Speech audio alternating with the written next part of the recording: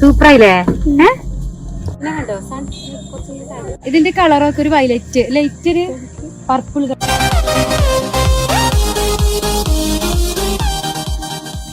Hi dears, welcome back to my channel tasting hour. ഇന്ന് ഞാൻ ചെറിയൊരു വ്ളോഗായിട്ടാണ് വന്നിട്ടുള്ളത്.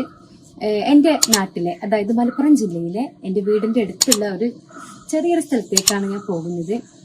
അപ്പോൾ ഈ ഒരു കോവിഡ് വന്നതിന് ശേഷം ഞാൻ അങ്ങോട്ടേക്ക് പോയിട്ടില്ല. ചില സമയങ്ങളിലൊക്കെ അങ്ങോട്ട് പോവാറുണ്ട്.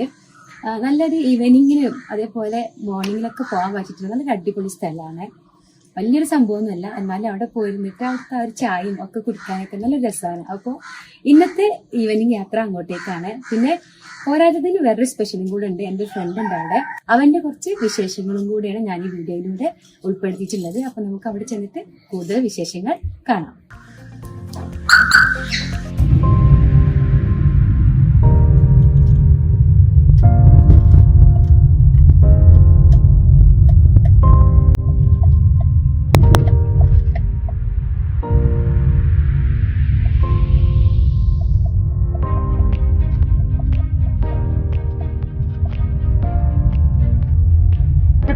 പെരിന്തൽമണ്ണ റൂട്ടിലേക്കാണ് പോകുന്നത്.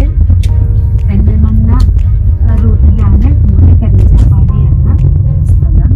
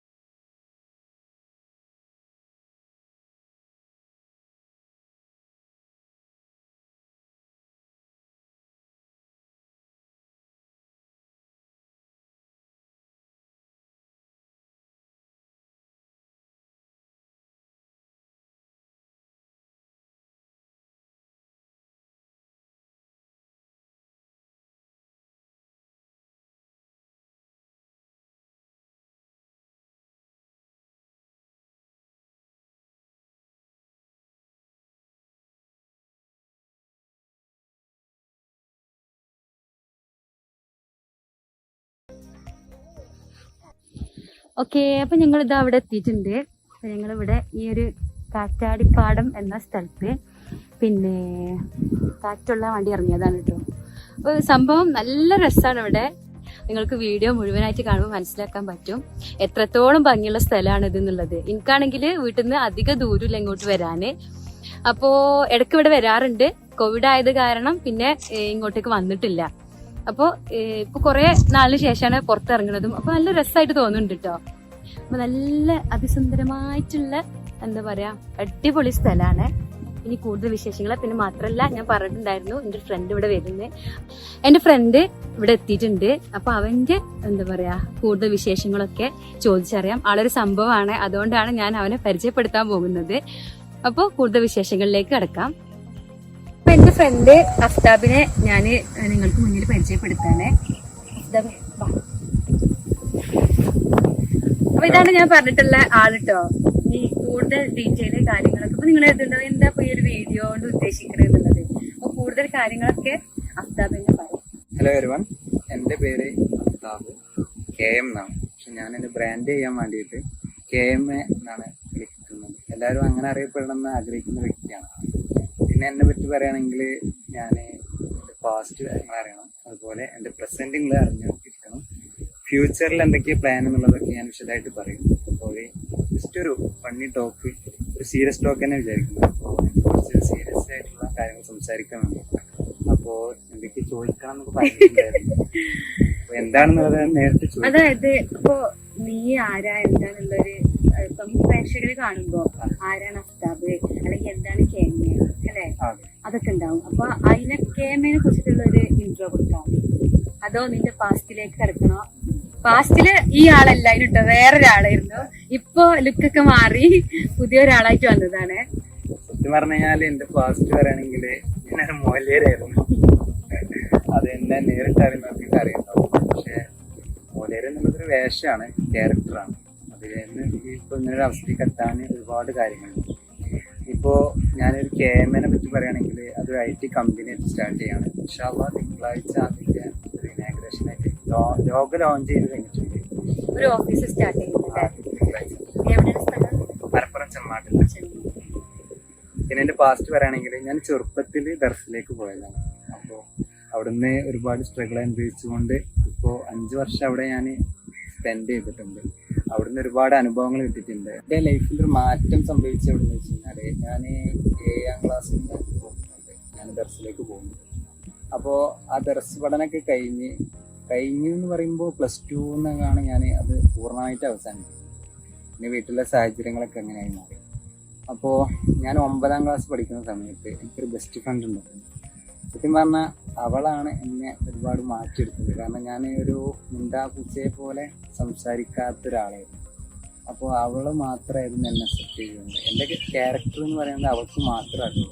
എന്നിട്ട് അത് പലരും പല രീതിയിൽ അത് പറഞ്ഞുണ്ടാക്കിയിട്ടുണ്ട്. അഫെയർ എന്നൊക്കെ പറഞ്ഞിട്ട് അഫെയർ ഇപ്പൊ എല്ലാവരുടെ കാഴ്ചപ്പാടും ഒരുപോലെ ആയിരിക്കണം എന്നില്ല അല്ലെ, എല്ലാവർക്കും വ്യത്യസ്തമായിട്ടുള്ള കാഴ്ചപ്പാടുകളായിരിക്കും. അപ്പൊ അതിൻ്റെതായിട്ടുള്ള രീതിയിലേക്കാരം അവര് കാണും. അത് നമുക്ക് ഒരിക്കലും അത് നേടാക്കി എടുക്കാൻ കഴിയില്ല. എന്ന് വെച്ചാൽ നമ്മുടെ സമൂഹം അങ്ങനെയാണ് അല്ലെ. ഇപ്പൊ നമ്മൾ ചിലപ്പോ ഈ വീഡിയോ ചെയ്യുമ്പോ തന്നെ നിന്റെ ഫ്രണ്ട്സ് കാര്യങ്ങളൊക്കെ വിചാരിക്കും അത് പാരാ എന്താ അങ്ങനെയൊക്കെ വിചാരിക്കും. ഇപ്പൊ മലയാളികളുടെ ഒരു പ്രത്യേകത എന്താ വെച്ച് കഴിഞ്ഞാല് രഹസ്യമായിട്ട് എല്ലാ തെറ്റുകളും ചെയ്യും, പരസ്യമായിട്ട് ചെയ്യാനും മടിയാണ്. അത് സത്യം പറഞ്ഞാൽ എന്താ വെച്ച് കഴിഞ്ഞാല് മണ്ടന്മാരാണ്. അവരെ മനസ്സിൽ ഒരുപാട് കാര്യങ്ങൾ ചെയ്യാൻ പ്ലാൻ ഉണ്ട്, മറ്റവര് ചെയ്യുന്നത് പ്രോത്സാഹിപ്പിക്കുകയാണ്, അതൊന്നും ചെയ്യില്ല. എന്നിട്ട് അതിന് കുറ്റം പറഞ്ഞ് നടക്കുന്ന ഒരു പ്രവണതയാണ് പൊതുവെ കണ്ടുവരുന്നത്. ഞാൻ ഉൾപ്പെടെ അതിൽ പെട്ടിരുന്നു. പിന്നെ ഒരു മാറ്റം വരണം എന്നുള്ളത് നമ്മൾ ഒരുപാട് മോട്ടിവേഷൻ കേൾക്കുമ്പോൾ നമ്മളത് ചേഞ്ച് ആക്കി എടുക്കുന്നതാണ്. നമ്മുടെ ക്യാരക്ടർ എന്ന് പറയുന്നത് എപ്പോഴും ഒരുപോലെ ഇരിക്കാനുള്ളതല്ല. നമുക്കത് മാറ്റം വന്നു കഴിഞ്ഞാൽ നമുക്ക് ജീവിതത്തിൽ എവിടെയൊക്കെ എത്തിപ്പെടാൻ പറ്റുള്ളൂ. അപ്പൊ എല്ലാവരോടും എനിക്ക് പറയാനുള്ളത്, പറയുന്ന കാര്യങ്ങൾ മനസ്സിൽ അത് ഉറച്ചു നിന്ന് അത് ആദർശം കൈവിടാതെ ജീവിക്കാൻ പഠിക്കണം.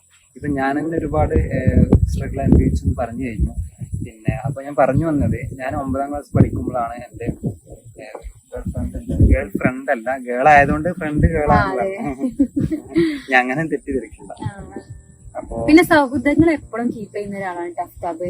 അപ്പൊ ഒത്തിരി ഫ്രണ്ട്സ് കാര്യങ്ങളൊക്കെ ഉണ്ട്. അതെ, ഒത്തിരി ഫ്രണ്ട്സ് ഉണ്ട് പറയാൻ കാരണം ഞാൻ ദർസിൽ പഠിച്ചെന്ന് പറഞ്ഞു. അപ്പോൾ ഒരുപാട് പിന്നെ സ്കൂളുകൾ ഞാൻ കയറി ഇറങ്ങിയിട്ടുണ്ട്. ഞാൻ പഠിച്ച സ്കൂൾ എന്ന് പറയുന്നത് ഒന്ന് GHS തിരുവാലി, പിന്നെ ചെറുകുളമ്പ് സ്കൂൾ IKT, പിന്നെ എന്റെ സീനിയർ ആയിരുന്നു, ഞങ്ങൾക്കറിയത്തില്ല. പിന്നെ നാട്ടുകാരത്തിയാണ്, അതാണ് യൂട്യൂബിലൊക്കെ ഫേമസ് ആയപ്പോഴല്ലേ. പിന്നെ പറയുന്നത് ഞാൻ പഠിച്ചത് ഫസ്റ്റ് ആണ് എന്നെ കൂടുതൽ മാറ്റിയെടുത്തത്. എന്റെ ക്യാരക്ടറിനെ എങ്ങനെ ഉപയോഗപ്പെടുത്താമെന്ന് പഠിപ്പിച്ചെന്ന് അവിടുത്തെ അധ്യാപകരും. പിന്നെ ഫസ്റ്റ് ഞാൻ ചെയർമാനായിരുന്നു അല്ലെ. അപ്പൊ അവിടെ നിന്നൊക്കെ എനിക്ക് ഒരുപാട് അനുഭവങ്ങൾ, ഇതുപോലെ സംസാരിക്കാൻ കഴിയുന്ന ഒരാളല്ലായിരുന്നു ഞാൻ. അപ്പോ ഞാൻ പറഞ്ഞു വന്നത് ഒരുപാട് മാറ്റങ്ങള് അന്നത്തെ അഫ്താബല്ല ഇന്നത്തെ അഫ്താബ്. ഒരുപാട് മാറ്റങ്ങൾ, ഒരുപാട് എന്തൊക്കെയോ സംഭവങ്ങളായിട്ടുള്ള ഒരാളാണ് ഇപ്പൊ നമ്മുടെ മുന്നിൽ നിൽക്കുന്നത്. പക്ഷെ ആർക്കും അറിയില്ല. അപ്പൊ ആളെന്ന് പുറത്തേക്ക് കൊണ്ടുവരാൻ വേണ്ടിയിട്ടാണ് ഈ ഒരു വീഡിയോ കൂടെ ഞാൻ ചെയ്തത് കേട്ടോ. ഞാൻ ഫസ്റ്റ് വരിയില് TTIക്ക് പഠിക്കുന്ന സമയത്ത് അഫ്താബ് അവിടെ ഉണ്ട്. അഫ്താബ് എത്ര മാസമാണ് പഠിച്ചത്? +2 പഠിക്കുന്ന സമയത്ത് തൊപ്പിയൊക്കെ ഇട്ടിട്ട് ഒരു മോലിരുട്ടി പോലുള്ള ഒരു പിന്നെ വേഷമൊക്കെ ആയിരുന്നു ഉണ്ടായിരുന്നത്. പിന്നെ എന്തോ ഒരു മാറ്റം വന്നത്? പെട്ടെന്നൊരു മാറ്റം വന്നു? അതോ +2 കഴിഞ്ഞിട്ടാണോ മാറ്റം വന്നത്? എങ്ങനെ, എന്താ സംഭവിച്ചത്? ജീവിതം മാറി മറിയാന്നറിയില്ലേ, എന്താ സംഭവിച്ചത്? അല്ല, അത്ര വലിയ വിഷയമൊന്നുമില്ല. എന്നാലും ഞാൻ പറയാലോ, ഞാൻ കോളേജിൽ പോയി പഠിച്ചു. അപ്പൊ അവിടെ പോയപ്പോ അവിടെ കുറച്ച് മോലയന്മാരുണ്ടായിരുന്നു. മോലയന്മാരെന്നെ തൊപ്പി ഇടണില്ല ഇപ്പോഴത്തെ കാലഘട്ടത്തിൽ. തൊപ്പി അല്ലെങ്കിൽ വേഷം, വെള്ള ഡ്രസ്സ്, ഏത് ഇതായാലും ഇട്ടോ, ഞാൻ മതത്തിനെ നീക്കിയല്ല.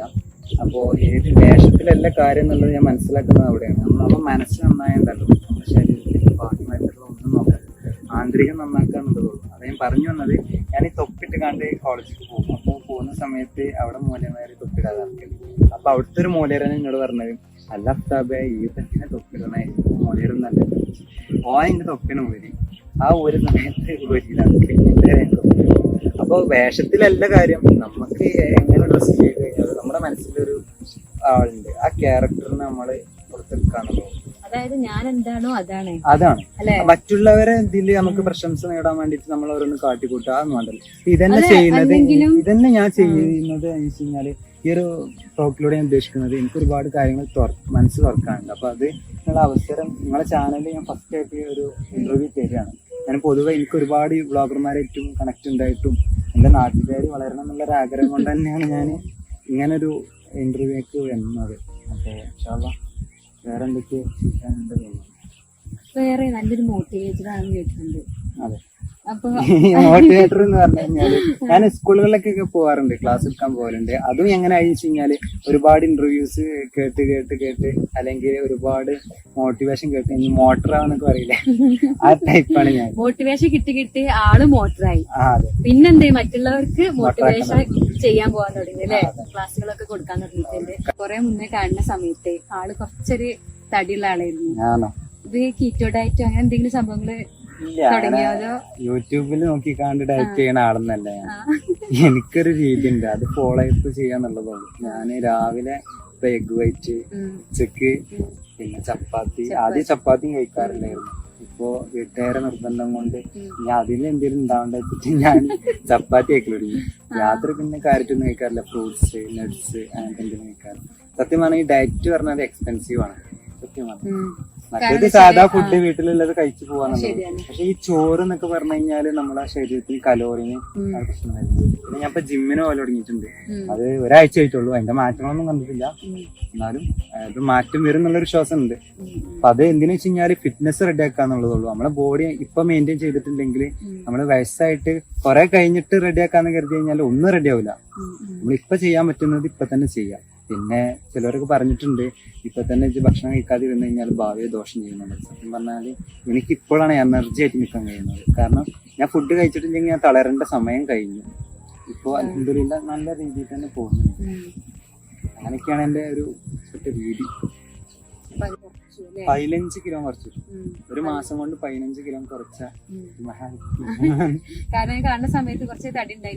ഇതിന് ഭയങ്കര സ്ട്രഗിൾ ഉണ്ടായിട്ടുണ്ട്. കാരണം നമുക്ക് ഫുഡ് മുന്നിലേക്ക് എത്തുമ്പോഴും അത് കഴിക്കണ്ടെന്ന് തീരുമാനിക്കാനുള്ള മനസ്സ്. എത്രങ്ങാനും പരിപാടി, കല്യാണങ്ങൾ, സൽക്കാരങ്ങൾ എന്നെ വിളിക്കും. ഇപ്പൊ വീട്ടില് പരിപാടി ഉണ്ടാകുമ്പോഴും നമ്മൾ തന്നെ കൊണ്ടുവരാനും കഴിക്കാനൊക്കെ ഉള്ളത്. അതായത് നമുക്കൊരു സെൽഫ് കൺട്രോൾ ഉണ്ടെങ്കിൽ ഇതൊക്കെ ഒന്ന് കൺട്രോൾ ചെയ്യാൻ പറ്റുള്ളൂ, ബോഡിയൊക്കെ ഒന്ന് ഫിറ്റ് ആക്കി എടുക്കാൻ പറ്റുള്ളൂ. അതിപ്പോ ഏത് കാര്യത്തിനായാലും, ഭക്ഷണം എന്നല്ല, എല്ലാ കാര്യത്തിനും സെൽഫ് തീരുമാനം, ഡിസിഷൻ എടുക്കാനുള്ള കഴിവുണ്ടെങ്കിൽ നമുക്ക് ജീവിതത്തിൽ എവിടെയൊക്കെ എത്തിപ്പെടാൻ പറ്റും. എല്ലാവരോടുമായിട്ട് എനിക്ക് അഭ്യർത്ഥിക്കാൻ പറ്റാം.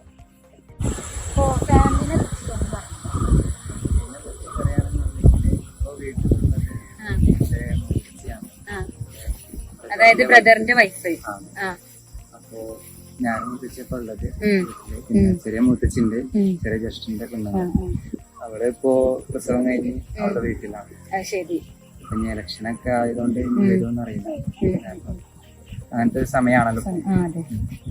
പിന്നെ പറയാനുള്ളത്, വീട്ടില് താത്ത ഉണ്ടായിരുന്നു. 2 താത്താര് 2 കാക്കാരാണ്. കാക്കാര് ദുബായിലാണ്, റിയാദില്. പിന്നെ എന്റെ താത്താര് ഇവിടെ ഇരുന്ന് പോയി. അങ്ങനെ ഞങ്ങൾ 5 മക്കളാണ്. പിന്നെ ഇപ്പൊ ഞാൻ 7ാം ക്ലാസ് പഠിക്കുന്ന സമയത്താണ്. ചെറിയ മോനെ? ഞാൻ 5 മക്കളുടെ എന്താ പറയാനുള്ള വെച്ച് കഴിഞ്ഞാൽ, ഞാൻ 7ാം ക്ലാസ് 8ാം ക്ലാസ് പഠിക്കുന്ന സമയത്താണ് ഇമ്മ മരിച്ചത്. ഇമ്മ മരിച്ചത് അന്ന് എനിക്ക് ഒരു ഐഡിയ ഇല്ലായിരുന്നു, ദർസിലായതുകൊണ്ട്. പിന്നെ ഇപ്പൊ മരിച്ചത് 2 വർഷം കഴിഞ്ഞിട്ട്. ഞാൻ 9ാം ക്ലാസ്സിൽ എത്തുമ്പോൾ തോന്നുന്നു. 9ാം ക്ലാസ്സിൽ പഠിക്കുന്ന സമയത്താണ് ഇപ്പം മരിക്കുന്നത്. അപ്പൊ അതിനൊക്കെ ശേഷം ആദ്യം തന്നെ ദർസിലേക്കാരല്ലേ? അപ്പൊ ഞാൻ ആദ്യം ദർസിലായിരുന്നു. അത് ദർസിൽ പോവാനൊരു കഥ ഉണ്ട്, അത് ആവശ്യപ്പെടാണെങ്കിൽ പറയുന്നത്. എന്താ കഥ? വലിയ കഥ? ചെറിയൊരു ഷോട്ട്. അപ്പൊ പലരും വിചാരിച്ചിട്ടുള്ളത് ഒരു രീതിയാണ്. എന്റെ ഒരു തീരുമാനം ഉണ്ടല്ലോ, അത് അതിനൊരു തീരുമാനത്തിനൊരു കാരണം ഉണ്ടാവും. ചോദിക്കാനുള്ളൊരു കാര്യം, അപ്പൊ നിനക്ക് നിന്റെ സ്റ്റാറ്റസിലൊക്കെ ഞാൻ കണ്ടിട്ടുണ്ട്. അപ്പൊ ഒരുപാട് വലിയ വലിയ വ്യക്തികളുമായിട്ട് പിന്നെ നല്ല അതിന് സൗഹൃദമുണ്ട്, കമ്പനിയൊക്കെ ഉണ്ട്.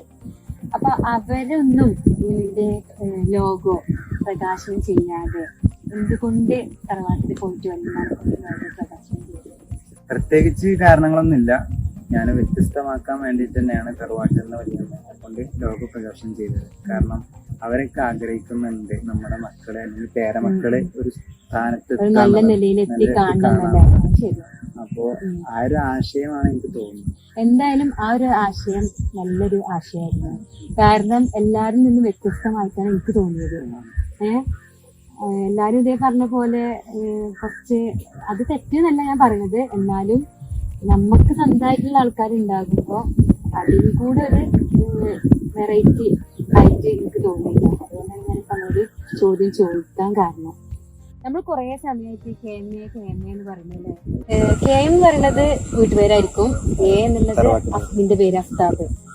ഓക്കെ, ആദ്യം അങ്ങനല്ലായിരുന്നു അല്ലേ?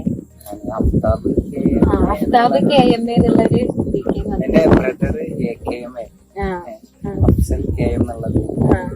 ഞാൻ എന്ത് ചെയ്തു, ഓന്റെ തന്നെ കോപ്പി എടുക്കണ്ടെന്ന് എത്തിയിട്ട്. കാരണം എന്റെ ഓന്റെ പേര് എ ആണ്, അഫ്സൽ അഫ്താബ് എന്നുള്ളത്. അപ്പൊ ഞാൻ എന്ത് ചെയ്തു, നേരെ തിരിച്ചിട്ടു കെ എം അഫ്താബ് എന്നാക്കി. അപ്പൊ എല്ലാ പേരിലും ഇവിടെ എന്ത് ചെയ്യും, അഫ്താബ് കെ എം എന്ന് ചെയ്യും. അതിനെ ഇൻസ്പയർ ആയിട്ട് ഞങ്ങളെ ഇവിടെ തന്നെയായിരുന്നു. കാരണം കെ എം എസ് ഷംസുദ്ദീൻ എന്നായിരുന്നു. അപ്പൊ അവിടുന്ന് മനസ്സിലാക്കി അതെല്ലാം വെച്ചിട്ട് നമ്മളെ തോന്നി തീരുമാനങ്ങളല്ല പറയുന്ന വഴി തന്നെ. പിന്നെ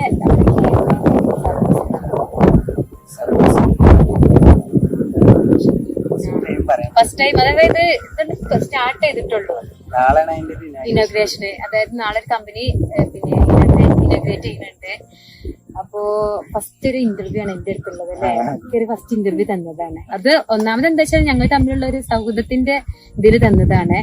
അപ്പൊ ഞാനും തന്നെ ഇതിന് ആദ്യം ഞാൻ പറഞ്ഞല്ലോ, നമ്മളെ വീഡിയോ ആദ്യം മുതൽ കണ്ടവർക്ക് പറഞ്ഞ കാര്യങ്ങൾ മനസ്സിലാകും. ഇങ്ങനെ ഒരാളല്ലായിരുന്നു. പിന്നെ ഈ ഒരു ഫീൽഡിലേക്ക് വന്നു അല്ലെ. എല്ലാം ഒരു ചേഞ്ചസ് ആയിരുന്നു. അപ്പോ എന്താണ് നമ്മൾ കെ എം എന്റെ സർവീസ് കാര്യങ്ങളൊക്കെ? സർവീസ് ഫസ്റ്റ് ആയിട്ട് പറയാനുള്ളത്, ഇപ്പൊ ഇലക്ഷന്റെ സമയമാണ്, ഞങ്ങൾക്ക് വളരാൻ പറ്റിയ സമയമാണ്. മെയിൻ ആയിട്ട് നമ്മൾ ഡിസൈനിങ് ആണ്. ഗ്രാഫിക് ഡിസൈനിങ്ങില് എല്ലാ പരിപാടികളും, പോസ്റ്റർ, വീഡിയോ എഡിറ്റിങ്, സ്ഥാനാർത്ഥിന്റെ സ്റ്റാറ്റസ് വീഡിയോസ്, ഇലക്ഷന്റെ സോങ്സ്, അനൗൺസ്മെന്റ്, എല്ലാ ഇലക്ഷന് വേണ്ട എല്ലാ കാര്യങ്ങളും ചെയ്തു. നാട്ടിൽ നമ്മൾ ചെയ്തു കഴിഞ്ഞിട്ടുണ്ട്. അതിന് മെയിൻ ആയിട്ട് അതാണ്. പിന്നെ നമ്മളെ ഫോട്ടോഗ്രാഫി, പിന്നെ വീഡിയോഗ്രാഫി ഉണ്ട്, എഡിറ്റോഗ്രാഫി ഉണ്ട്, ആൽബമൊക്കെ നമ്മൾ ഡിസൈൻ ചെയ്തു. പിന്നെ പറയാം, അതിനോട് പറഞ്ഞിട്ടുണ്ടായിരുന്നു ബ്രൈഡിന്റെ ഒക്കെ ഫുൾ അവരെന്നെ വന്ന് സെറ്റ് ചെയ്ത് കൊടുക്കുന്നത്, മെഹന്തി കാര്യങ്ങളൊക്കെ സെറ്റ് ചെയ്യുന്ന പറഞ്ഞിട്ടുണ്ട്. നമുക്ക് എന്താ പറയാ, വർക്ക് വേണമെന്നുണ്ടെങ്കിൽ അതന്നെ കോണ്ടാക്ട് ചെയ്താൽ മതി. പിന്നെ പറയാനുള്ളത് എന്താ വെച്ച് കഴിഞ്ഞാല് ഒരുപാട് സർവീസ് ഉണ്ട്. ഇപ്പൊ IT ബന്ധമായിട്ടുള്ള എല്ലാ കാര്യങ്ങളും, ഇപ്പൊ ഓൺലൈൻ സർവീസ്, അക്ഷയ പോലത്തെ എല്ലാ കാര്യങ്ങളും ഉണ്ട്. പിന്നെ പറയാനുള്ളത് എന്താ, നമ്മള് tours and travels, flight ticket, train ticket. ഇപ്പൊ ട്രെയിനൊക്കെ കുറച്ച് ടൈറ്റ് ആണ്, ഫ്ലൈറ്റ് ടിക്കറ്റ് പോകുന്നുണ്ട്.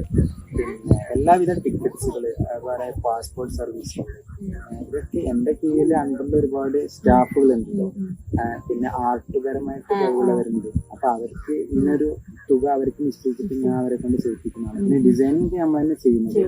എനിക്ക് ആഗ്രഹം എന്ന് പറയുന്നത് ഒരു കമ്പനിയുടെ CEO ലെവലിലേക്ക് എത്തിപ്പെടാന്നുള്ളതാണ്. അപ്പൊ ആഗ്രഹം സഫലീകരിക്കാൻ നിങ്ങളെല്ലാവരും കൂടെ ഉണ്ടാകുന്ന പ്രതീക്ഷയാണ്. അപ്പൊ അതിനാണ് ഇന്റർവ്യൂ നമ്മളോട് തരുന്നത്. കെ എം എന്റെ സർവീസും കാര്യങ്ങളും എന്തൊക്കെയാണെന്നുള്ളത് അഫ്താബ് ഡീറ്റെയിൽ ആയിട്ട് തരുന്നതായിരുന്നു. അപ്പൊ നിങ്ങൾക്ക് എന്തെങ്കിലും ആവശ്യങ്ങൾ, ഇപ്പോ ഈ പറഞ്ഞ ഈ ഒരു സമയം തന്നെ ഇലക്ഷന്റെ സമയമാണ്, എല്ലാവരും ആ ഒരു രാഷ്ട്രീയത്തിലൊക്കെ പ്രവർത്തിച്ച് പറ്റിയുണ്ടോ? ഇല്ല, ക്യാമ്പസ് രാഷ്ട്രീയത്തിൽ പ്രവർത്തിച്ച പരിചയമൊന്നുമില്ല. ഞാൻ ആദ്യമായിട്ടുള്ളത് ഒരു ക്യാമ്പസിന്റെ ചെയർമാനായിട്ട് നിന്നിട്ടുള്ളത്.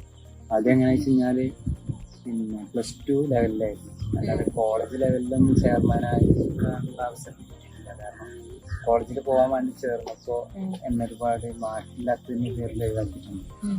അതായത് എന്റെ മണ്ഡലത്തിൽ തന്നെ പല കോളേജിലും ഞാൻ പോയിട്ട്, അന്നൊന്നും ഞാൻ രാഷ്ട്രീയത്തിലില്ല. അന്ന് ഉണ്ടെന്നുണ്ടെങ്കിൽ ഞാനിപ്പോ കോളേജിൽ പഠിക്കേണ്ട ഒരാളായിരുന്നു. പിന്നെ അതിനൊക്കെ ഒരു ലിമിറ്റ് ഉണ്ട്. എല്ലാ കാര്യത്തിനും നമുക്ക് പിടിപാടില്ലെങ്കിൽ ഭയങ്കര പ്രശ്നമാണ്.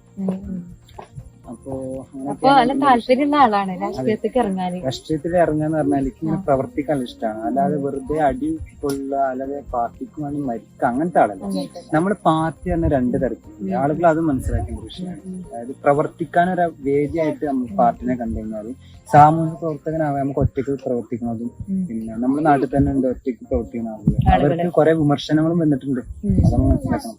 ഉദാഹരണത്തിന് പറയുകയാണെങ്കിൽ ഫിറോസ് കുന്നംപറമ്പിലൊക്കെ ഒറ്റയ്ക്ക് അതിപ്പോ എന്തിന്റെ പേരിലാണെങ്കിൽ വിമർശനങ്ങൾ ഇല്ലാത്തത് ഉണ്ടാവും. അത് ഏറ്റുവാങ്ങാനുള്ള മനസ്സ് നമുക്ക് ഉണ്ടായാൽ മതി.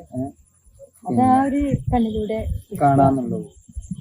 പിന്നെ രാഷ്ട്രീയത്തിൽ പ്രവർത്തിക്കാൻ താല്പര്യം ഉണ്ടായിട്ട് പിന്നെ അതിനൊരു അവസരം കിട്ടിയപ്പോഴാണ് എന്റെ കന്നി വോട്ട്, അതായത് ഫസ്റ്റ് വോട്ടാണ്.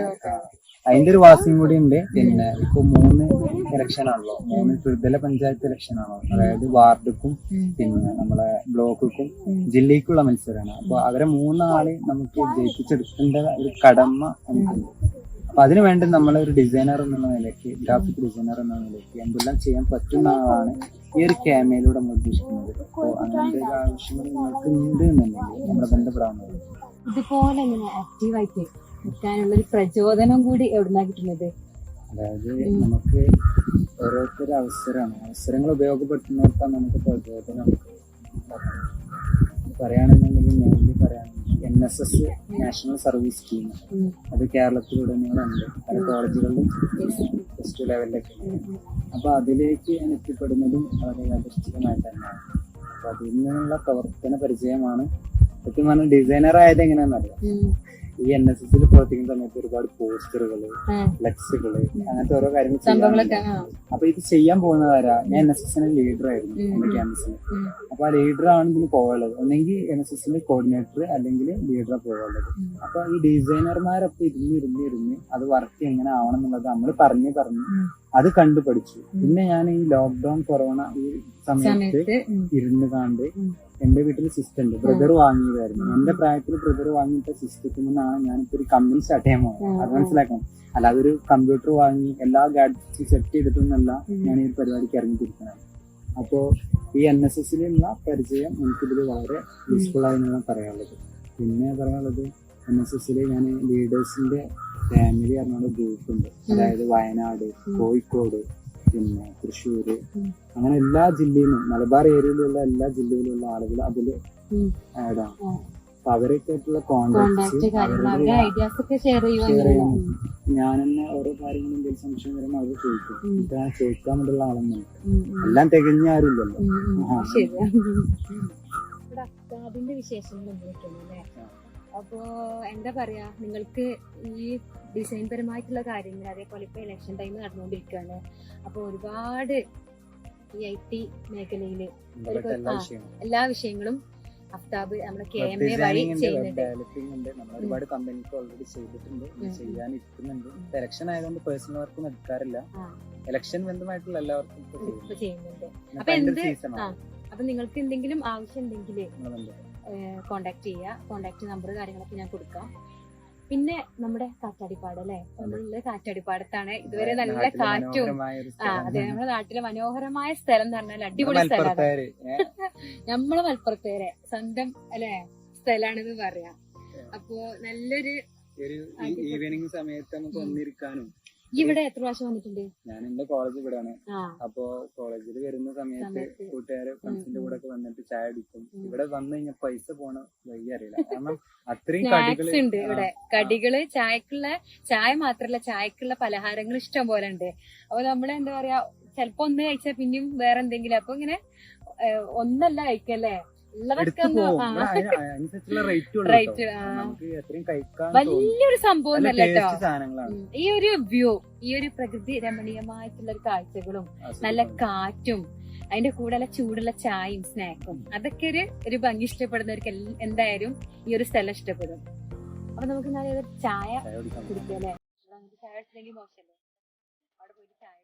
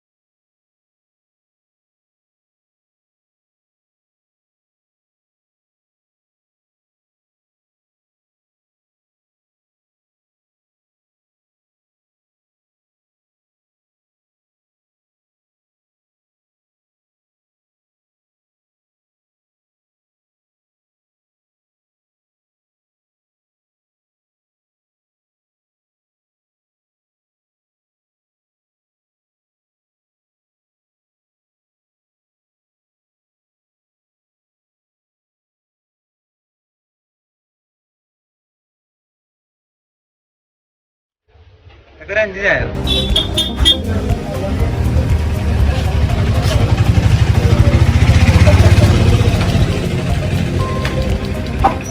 ഒരു 5 കടി ഓരോന്ന് വ്യത്യസ്തമായിട്ട്. സമൂസ എല്ലാവർക്കും ഓരോന്ന് വെച്ചിട്ടുണ്ടാവും.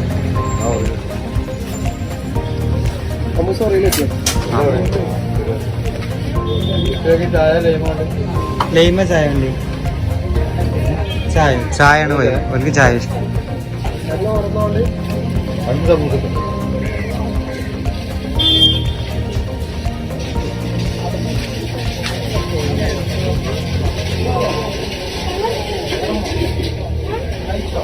അവര് കഴിക്കാൻ പോവാ.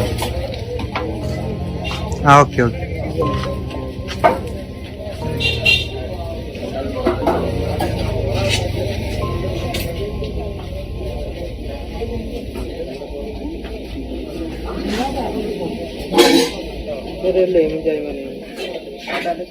അത് ചായ പറഞ്ഞ ഒരു ചായ ലെമൺ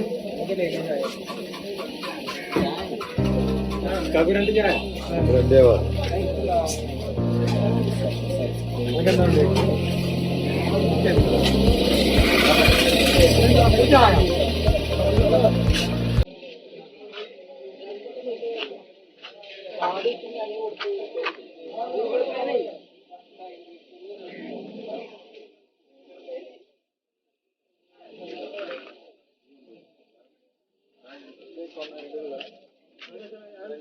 ചായ പറഞ്ഞോ?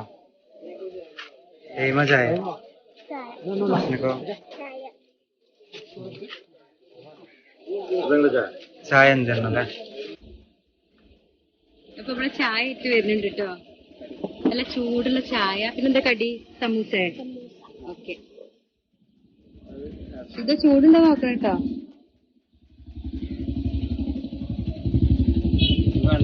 ഇങ്ങനെ വേണ്ടേ?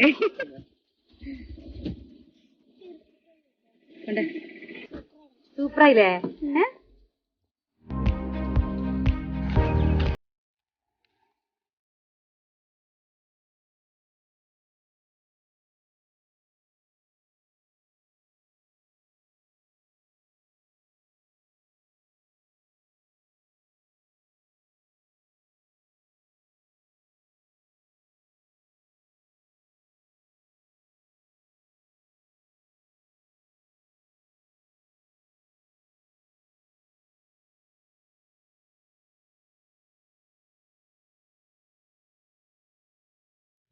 നമ്മുടെ കാറ്റാടിപ്പാടത്ത് കുറച്ച് സ്ഥലത്തായിട്ട് ഇതാ ഈ ഒരു പാടത്ത് നമ്മള് സാധാരണ കാണുന്ന കുളവാഴല്ല കേട്ടോ, അല്ലെ?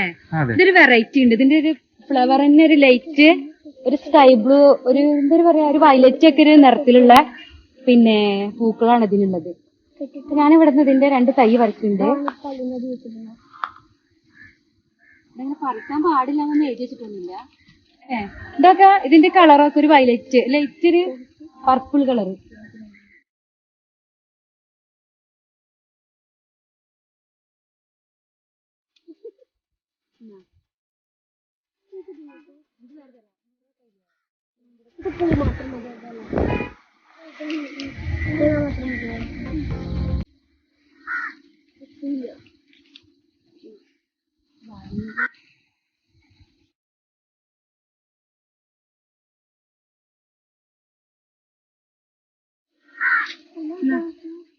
പോരെ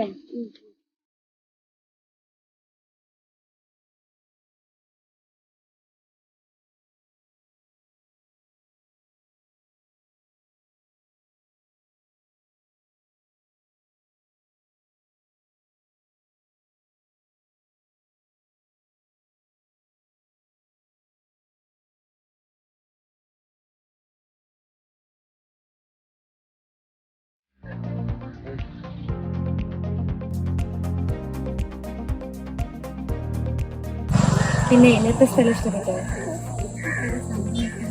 കണ്ടോ?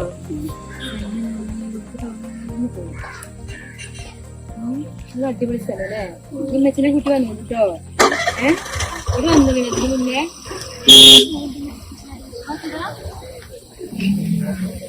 ചായ ഒക്കെ കുടിച്ചിരുന്നു. അപ്പൊ ചായ മാത്രല്ല ഇവിടെ ലൈമും ഉണ്ട്. അപ്പൊ ലൈമും കൂടെ ഒന്ന് കുടിച്ചു നോക്കാൻ നിർത്തി അല്ലേ? എങ്ങനെയുണ്ട്? പൊളി.